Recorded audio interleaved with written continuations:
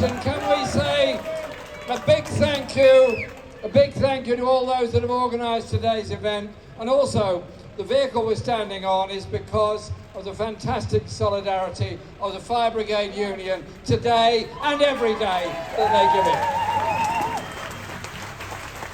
We're commemorating what happened at Peterloo 203 years ago. It was desperate, it was appalling, it was rank murder by the state against the working class of Manchester who were standing up for justice, for democracy, for peace, for hope. Many of those were people that had come home from the Napoleonic Wars to find, far from coming to a country fit for heroes, they came to unbelievable levels of poverty and oppression against those that organised. And it's remembered for all of that, and it's also remembered for the brilliant lines in Shelley's poem, The Mask of Anarchy. He wrote it, it's a very long poem, so I won't read it all, I won't in fact read any of it, because my great friend Ken has already read some of it, the important lines from it. But what happened in Manchester that day has lived on. Who remembers the Dragoons as heroes? Who remembers those that were killed and those that were deported as heroes? The latter are always the case. The former were those acting on behalf of the state that killed those innocent people here in Manchester that day. We remember Peterloo, and it's managed to get its way into most school history books.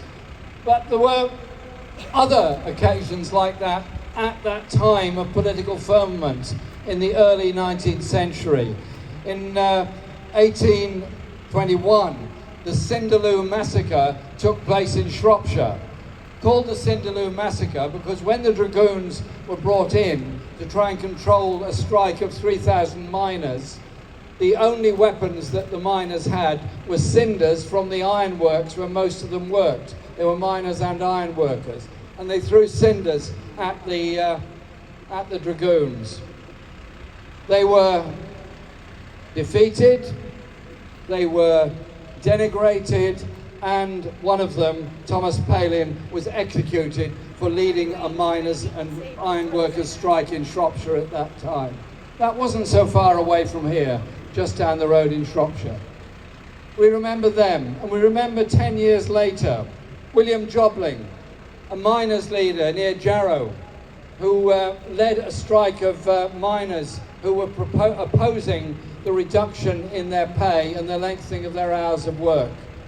He was executed and his body carved up on a gibbet and put into an iron cage and dragged by a team of horses on a cart around every mining village around Jarrow as an example to the others, in the same way that the Shropshire miners and iron workers were campaigning for better conditions for children working in the mines. The only victory was the children's hours of work were reduced to 12 hours per day. That was the brutality of those times, and all the oppressive legislation, the Combination Acts, the acts against free dissemination of the media were all a part of that time. Our children need to understand this history of this country and of the working class movement that brought about those changes. The Tulpantle martyrs came afterwards, and they are quite rightly remembered for the wonderful brave men that they were. So we have to understand all of that. But when we commemorate Peterloo and all the others, we stand in solidarity with those today that are opposing job cuts, wage cuts, speed ups, and reduction in working class living standards. That's why today we send our absolute solidarity to the RMT, to ASLEF, to the TSSA, and all the rail unions for what they're doing. We send our solidarity to the Communication Workers Union for what it's doing for postal workers and telecommunications workers. We send our solidarity to the UCU, to the NEU, and all those in the education sector who are balloting now to take action in order to protect jobs and living standards. And we send our solidarity to the health workers in all the unions, Unison, Unite, the Royal College of Nurses, and all the others. Because the common thread going through all of those is there's been 10 years of wage control, there's been 10 years of reductions in living standards, and now those living standards are being eaten away by 11% inflation and by the looming terror, and it is a looming terror of the rise in energy and other utility bills that's coming down the road. And so it is about how we present some kind of radical alternative. I'm not very interested in regulating monopolies that were sold off under Thatcher and Major and cut down prices. Mail, rail, water, energy companies, telecom companies, all of which were sold under value, all of which massive profiteering took place as a result of it. And water companies that every year waste more water than could fill Loch Ness as they export their profits somewhere else and leave us to pick up the pieces of burst water mains, shortage of water supply, and pollution of our rivers. Hundreds of thousands of sewage discharges last year. So what's the answer to this? Is it regulation or is it public ownership of those organisations? It's got to be public ownership. It's got to be public ownership of all those what are actually utterly natural monopolies. And so this summer is to me a summer of determination and a summer of great hope. It's great hope because we can mobilise in our tens of thousands in support of all those groups. And I tell you this, when I've been on the picket lines with the rail workers and others, there was a time when you go on a rail workers picket line, you'd get a lot of abuse from the travelling public. Not this time. Not this time at all. So many say, well, actually, you're doing it for me. You're doing it for me, you're helping me, and I in turn will help you. So the Enough is Enough campaign is a very important step forward in all of that. But don't think it's going to be quick, and don't think it's going to be short, because it won't. We're going to be in for a long haul from this summer of determination, and I think the winter will be an interesting time. When the horror of those energy bills flows in, the 4,000 bill that's coming to most households, and the cold winter, the high prices, the shortage of food, and the shortage of ability to warm the place. That's what's coming down the line. But we draw strength from the support and solidarity we've got. And if I could just be so bold as to quote a little bit of Shakespeare. Now is the winter of our discontent, made glorious by the son of York. Our bruised arms hung up for monuments, our dreadful marches to delightful measures. Now is the winter of our discontent. So, this cost of living crisis is a crisis not caused by the alleged greed of wage demands, not caused by the BBC analysis that it's wage-led inflation we're facing. I don't quite know how they work that one out. Since wages have been falling for the past 10 years, how can they possibly be blamed for causing inflation? But I'll tell you what is causing inflation.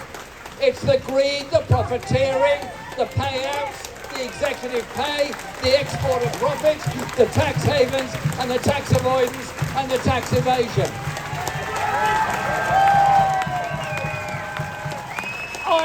I resile from nothing that we put into our manifestos of 2017 and 2019. Those manifestos were and remain about redistribution of wealth and power. That is the reason we were so brutally attacked, as Ken has pointed out. And so it is about supporting those in whatever struggle they're in. But it's also about bringing new members into our unions. Young people working in the gig economy, on 0 hours contracts, staring at a mobile phone, hoping they'll get a food delivery in the next half hour, hoping they can deliver it in time, not to be fined by their own company for delivering cold food. The brutality of the gig economy and those computer platforms that decide how workers work. We've got to do better than that, because those workers are going through exactly what building workers and dock workers went through in the past. Embrace them, bring them into our movement, make our movement bigger, better and stronger. It is our confidence and our strength that will bring about changes. But also look at other issues that face this world. The peace crisis, and I totally condemn the Russian invasion of Ukraine. I want to see peace there. I want to see peace around the world. And on the 15th of September, the Stop the War Coalition is organising a discussion meeting about this in Friends House. That is part and parcel of the whole debate we've got to have. The last thing I'd say about this is the world we live in. Unprecedented levels of pollution, unprecedented levels of damage to the natural world and the natural life cycle. And the answer, is it to hit working class living standards because people work in polluting industries? Or is it a green industrial revolution that invests in the clean energy of the future, that invests in the sustainability of the future, and an education system that encourages, incites and informs our young people, the better to empower them to fight the battles of the future. So we're here today to commemorate brave people who lost their lives. We're here to commemorate those that stood up for working class rights and living standards in the 19th, in the 20th and in this century, and in global solidarity and in opposition to racism in any form whatsoever. Refugees are not our enemies, not our competitors. They're our friends as fellow human beings that should be supported in their life needs. So as we finish today, solidarity and strength. And acts of solidarity make a difference.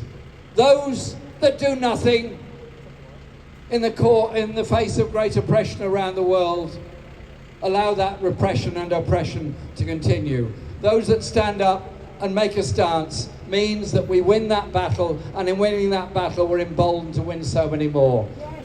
Earlier Stella spoke about the bravery of Julian Assange. He is guilty, yes, of telling the truth. Stand by Julian Assange, and in standing by Julian Assange, we're standing by all the other truth tellers around the world. Solidarity, support, friendship, and above all, hope. Hope for the future. Thank you very much. Thank you, Jeremy.